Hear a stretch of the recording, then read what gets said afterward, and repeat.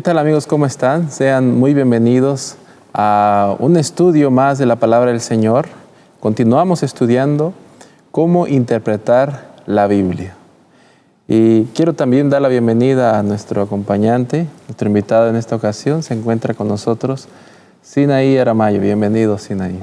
Gracias, Miguel, por la invitación, por la bienvenida y bueno, feliz de poder compartir la palabra del Señor otra vez. Amén, que así sea. ¿Qué te parece, Sinaí, si antes de abrir la palabra del Señor nos diriges con una oración con nuestros televidentes? Bueno, oremos. Querido Padre que estás en los cielos, gracias, Señor, te damos por el privilegio que nos das de poder abrir tu palabra en esta hora y también poder compartirlo. Y ahora, Señor, en estos momentos queremos rogar tu compañía porque de nada sirve, Señor, estudiar la Santa Biblia sin la influencia de tu Espíritu Santo. Por eso queremos que esté en medio nuestro y así también en medio de las personas que van a mirar el programa para que, Señor, esta luz pueda darse en sus vidas también. Rogamos tu misericordia, tu compañía y tu perdón, Señor, en el nombre de Jesús. Amén. Amén. Bueno, el tema de este estudio es cómo consideraba Jesús y sus discípulos la Escritura, la Biblia. Sabemos que en su tiempo, obviamente no existía el Nuevo Testamento, Mateo, Marcos, etc., sino que existía el Antiguo Testamento. Y vamos a estudiar cómo consideraba Jesús y también sus apóstoles las Escrituras que tenían a la mano en ese tiempo. Tomemos en cuenta también, Sinaí, que vivimos en una cultura en la que todo es relativo. Casi nadie acepta que la verdad sea absoluta. Inclusive, a pesar de la historia, de la sangre que ha sido derramada por esta Escritura, que es inspirada por Dios, hay mucha incredulidad. Y se ha considerado a la Escritura como un libro más, quizás muy interesante por las historias, por los personajes. Pero veamos qué dice la Escritura de sí misma. Jesús y los discípulos. Quiero leer para comenzar una cita, Señales de los Tiempos, 27 de marzo 1884. Dice: los hombres se creen más sabios que la palabra de Dios, más sabios incluso que Dios. Y en vez de poner los pies sobre el fundamento inamovible y confrontar todo con la palabra de Dios, someten esta palabra a sus propias ideas de ciencia y naturaleza. Y si resulta que aquella no concuerda con sus ideas científicas, la descartan por falta de credibilidad. Esta es la generación en la que estamos viviendo. Sinaí, para comenzar quisiera que tocáramos un punto muy interesante. Jesús mencionó en una historia del capítulo 4 del libro de San Mateo, mencionó 3 veces la misma frase. Ahora vamos a ver qué frase. Cuando nosotros vemos la historia y vayamos ahí en Mateo capítulo 4, encontramos Jesús iniciando su ministerio. Y vamos a encontrarlo enfrentándose cara a cara con el enemigo. ¿Puedes tú decirnos por qué Jesús utiliza esa frase? Bueno, hay algo interesante justo en el relato de Mateo 4 que es acerca de la tentación. Y interesante lo que tú dices, que en las 3 tentaciones, justo las 3 respuestas de Jesús fueron un escrito está. Escrito está. Ajá, bueno, con la introducción que tú diste me hizo pensar bastante en el hecho de que en nuestra era de verdad que la Biblia, se ha tomado más como una filosofía, ¿no? Pero para Jesús y sus discípulos y todo, pues la primera generación cristiana que tuvo la verdad, fue más que una filosofía, fue como una verdad absoluta, justamente lo que hoy por hoy hace falta. Ahora, de acuerdo a la pregunta, ¿por qué Jesús respondió con un escrito está y por qué no argumentó? con el enemigo. Porque sabemos bien que Jesús podía haber argumentado, ¿no?, durante la tentación. Y podría haber ganado absolutamente con argumentos propios. Fácilmente, porque sabemos, según Lucas, nos dice que el niño, o sea, Jesús, crecía en sabiduría, en gracia, para con Dios, para con los hombres. O sea, Jesús había estudiado las Escrituras desde su niñez, había tenido una educación con el Espíritu Santo también, muy personal. Entonces, yo creo que él supo qué hacer en ese momento en cuanto a si argumentar o responder con las Escrituras. Y podemos ver aquí dos cosas muy distintas, porque el primer Adán, que en este caso fue el hombre, argumentó con el enemigo, con el diablo en la tentación. Vemos a Eva cuando hablando con la serpiente. Exactamente, hablando con la serpiente, argumentando, respondiendo. Pero Jesús no, directamente cuando el diablo hace la tentación, Jesús lanza el escrito está y vemos que eso no da más chance a que el diablo pueda seguir avanzando más allá. Y eso es muy interesante porque deberíamos aprender a Jesús de que más adelante Él nos dijo, ejemplo os he dado, ejemplo desde el principio al fin de que todo eso teníamos que hacerlo. Por lo menos quisiera leer aquí en Mateo 4. Hay una parte en el comentario bíblico. Los que tienen la Biblia de estudio lo pueden buscar. Está comentando en Mateo 4. Mateo 4, sí. Ok, justamente está comentando Mateo 4, el versículo del 1 al 4. Es un párrafo que se llama Satanás ataca en el momento de mayor debilidad. Y dice, Cristo ayunó mientras estaba en el desierto, pero era indiferente al hambre. Sabemos que Él ayunó durante 40 días.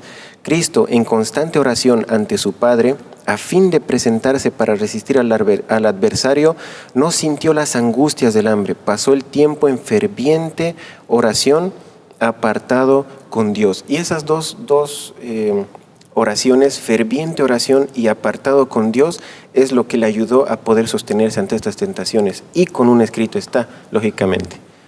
Así que esto nos enseña que si tenemos alguna cuestión, nuestra doctrina, nuestro evangelio, el evangelio de Dios, no se trata de argumentar o tratar de decir nosotros tenemos la razón, sino es escrito está. Bien.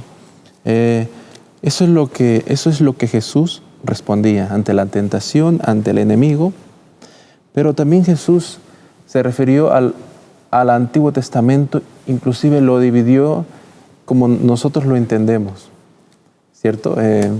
La ley, el Salmos y los profetas. Así que primero nos puedes comentar acerca de qué pensaba Jesús acerca de la ley. Sí es cierto que la ley de Moisés consideraba no el Pentateuco, pero háblame acerca de la ley también que Dios escribió también. Bueno, vamos justamente a Mateo el capítulo 22. Vamos a ver la experiencia de Jesús con los fariseos en este caso. Mateo el capítulo 22. Acá tengo anotado el versículo del 37 al 40 está el relato, pero vamos a resumir un poco. Justamente un maestro de la ley se le acerca a Jesús y le dice, ¿cuál es el gran mandamiento?, le pregunta él. Y esta no es solo una oportunidad que pasó.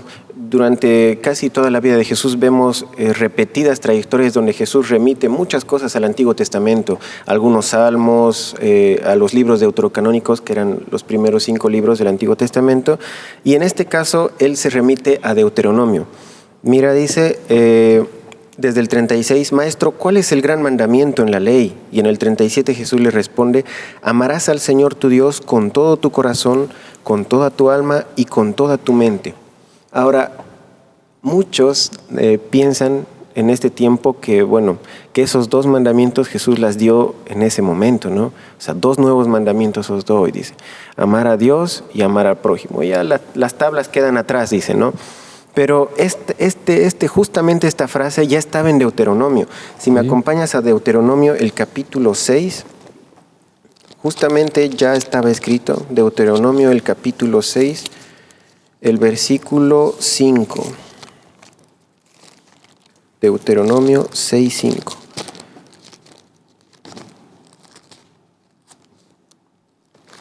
Está después de un texto muy conocido.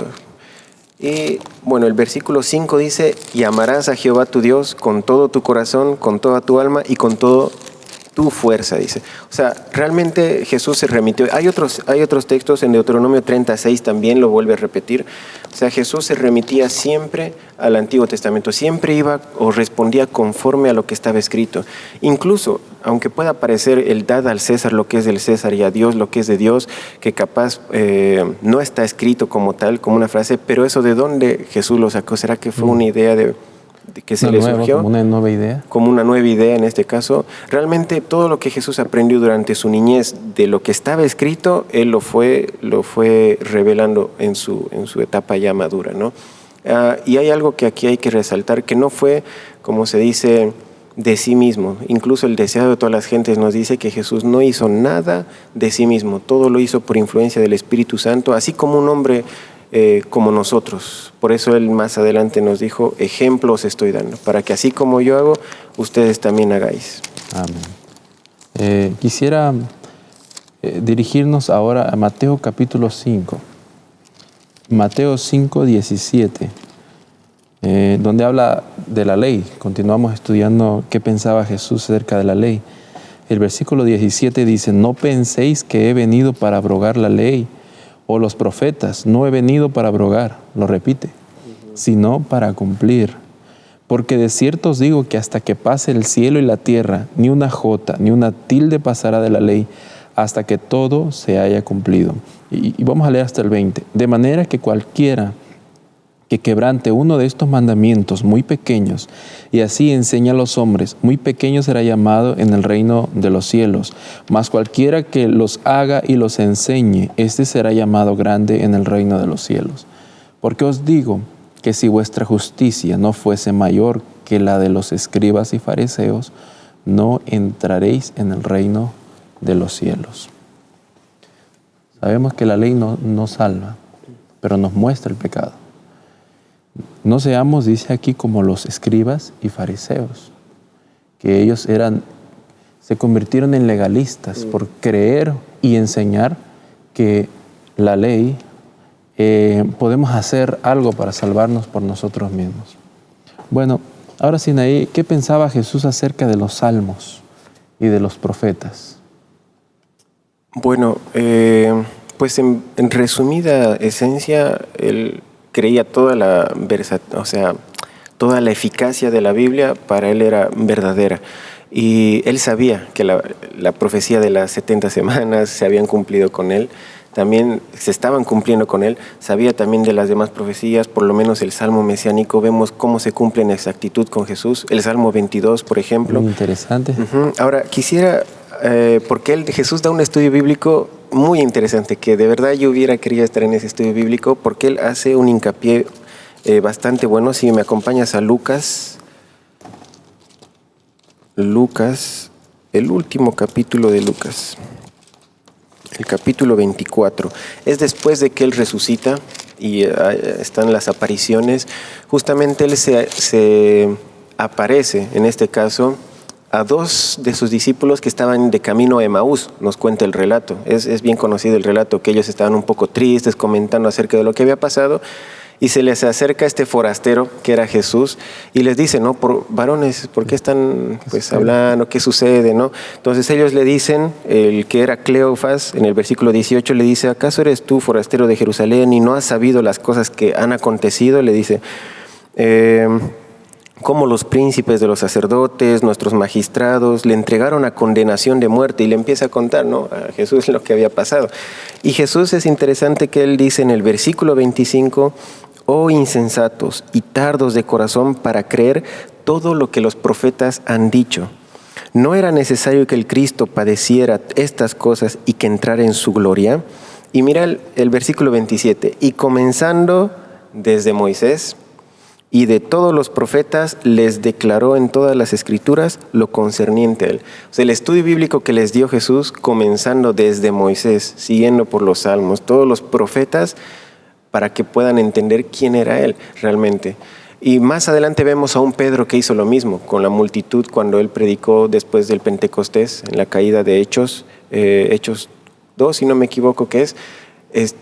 Después que recibió el Espíritu Santo, él predicó lo mismo, desde Moisés hasta los profetas.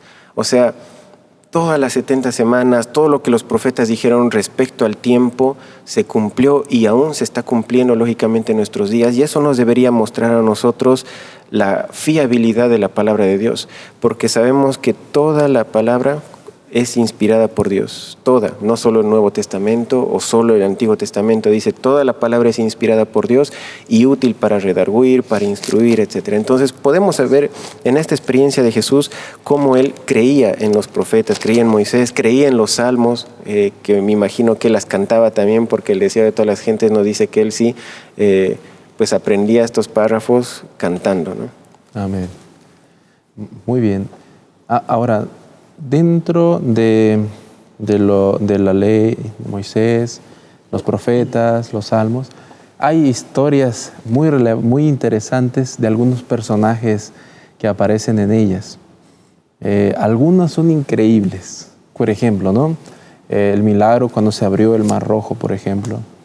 La construcción del arca, también increíble. Cosas que aparentemente son sobrenaturales, pero que son milagros de Dios. ¿Cómo consideraba Jesús algunas de esas historias? Y también el origen de esas historias. ¿Para él era verídico también las historias de algunos personajes?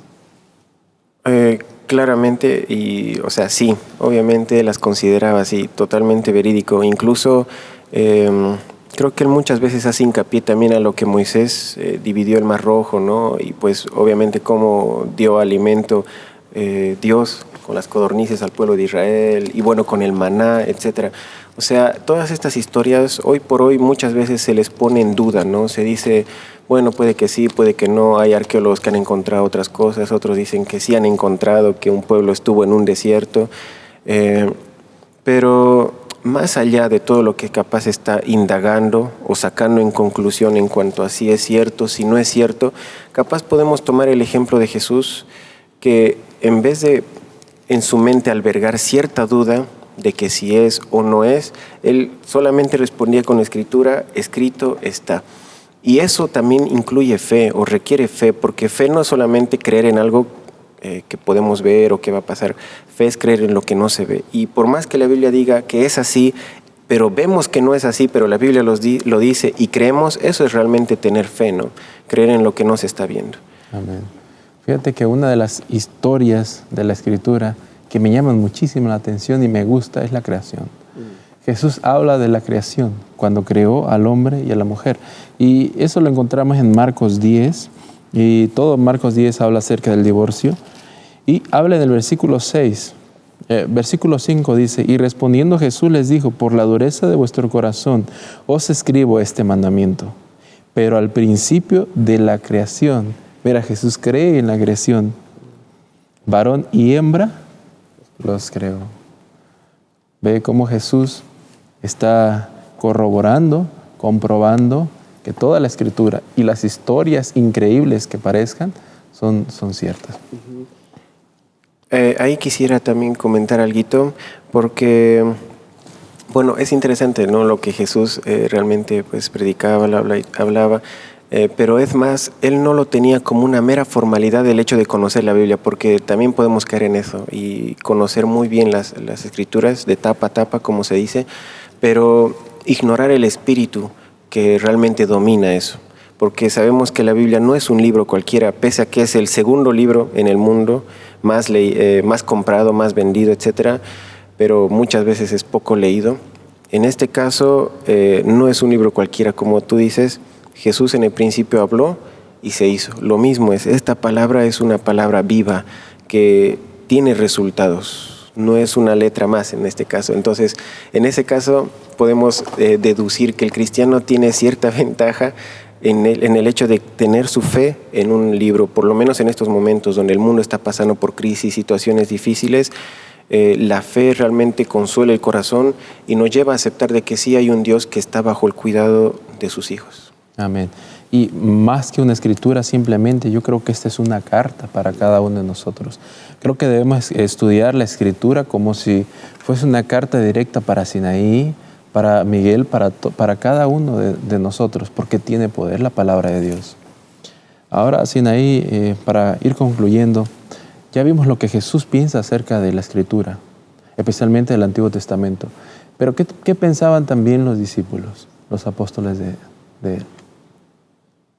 Bueno, justamente creo que había comentado antes que cómo vimos a un Pedro cuando estaba predicando después de recibir el Espíritu Santo. También vemos un Pablo más adelante, justamente citando incluso algunas frases del Antiguo Testamento.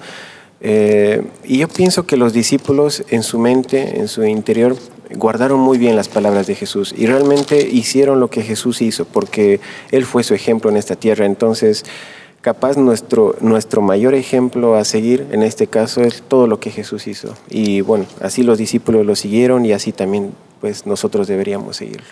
Amén. Fíjate que uno de los textos muy interesantes que menciona Pablo acerca de la escritura del Antiguo Testamento está en Gálatas 3, 6, donde hace referencia a Abraham y la justicia que le fue dada por Dios solamente por creer. Dice, así Abraham creyó a Dios y le fue contado por justicia. Sabed por tanto que los que son de fe, estos son hijos de Abraham. Y la Escritura, previendo que Dios había de justificar por la fe a los gentiles, dio de antemano la buena nueva a Abraham diciendo, en ti serán benditas todas las naciones. Amén. Vemos esta referencia interesante que hace el apóstol Pablo. Bueno, Sinaí, ¿qué llamado Dios nos está haciendo?